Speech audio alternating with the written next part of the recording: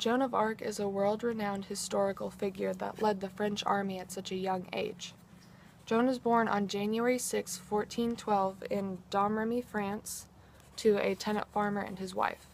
Although she was a peasant girl and she wasn't able to read or write, Joan would later lead the French army in the 100 Years' War and lift the siege at Orléans, or Orleans. Joan had a devout relationship with the Catholic Church, and around age 12 to 13, she began to see visions and hear the voices of Saints Catherine, Margaret, and Michael saying that she needed to go to France, as stated by Joan of Arc archive, and help support the future King Charles VII. During the time of the 100 Years' War, France and Britain began to intermarry with each other, causing Britain to end up owning a lot of parts of France, and they began to own even more parts of France than France actually did. Two major groups of this feud include the Burgundians, who sided with the English, and the Armagnacs, whom Joan sided with and King Charles VII would later lead. Joan, deciding to answer the call of the saints, she traveled to Vaucouleurs to try to convince garrison commander Robert de Baudricourt to grant her an escort to Chinon, where the Dauphin Charles was. After many failed attempts, Joan was finally able to convince Baudricourt to grant her an escort after she had predicted an Armagnac defeat. This convinced Baudricourt that she had some kind of divine connection. After arriving at Chinon, Joan was able to pick out the Dauphin Charles among a group of courtiers. The Dauphin was dressed in normal clothes, and then a random man was dressed up as the supposed Dauphin Charles.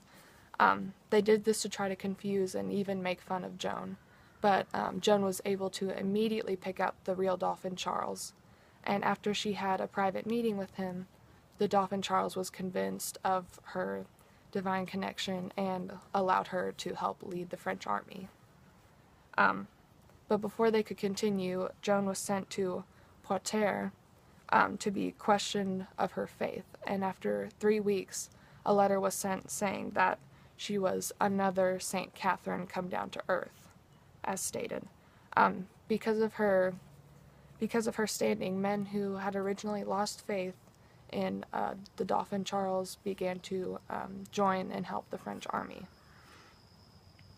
In 1429, according to the history guide, Joan and her army fought at the siege of Orléans, and Joan took part in the battle just as much as her soldiers did.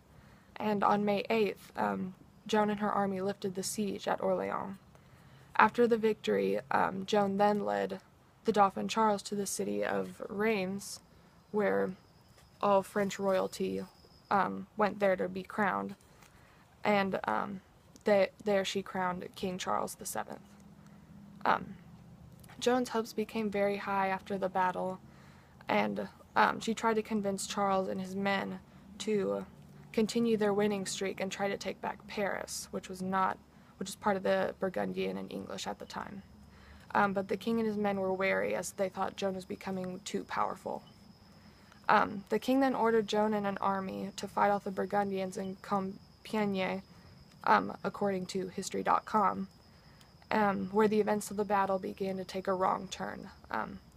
Joan's army was beginning to be defeated, and Joan was then captured by the Burgundians, and as stated by the Joan of Arc archives, King Charles tried to get the Burgundians to release Joan, but they wouldn't. And then after several attempts to retrieve Joan back, they all failed, and Joan was captured by the Burgundians. Joan was put in a military prison instead of a church prison, to where, according to the law, she should have been. But she was put in a military prison guarded by English soldiers. After a year of torture and confinement, according to History.com, Joan signed a confession saying that she supposedly didn't hear the voices of the saints and that she was going to step down from her position. Of course, she didn't believe that because she knew she did hear it. The torture she felt that she was hopeless, and so she did sign it. And if she were to keep this sign, she would then be forgiven. But a few days later, she began to dress back into her men's armor that she had originally worn and then was told to take off because of her being a woman. But she put her men's armor back on, and the English did not like this. There are many accusations made of her about heresy, sorcery, and cross-dressing, because going into battle she wanted to wear men's armor. But Joan, 19 at the time, was sentenced to death by burning at the stake. And before she was burned at the stake, she requested that a cross be held in front of her face so she could see God and know where she was going. So then she was burned at the stake.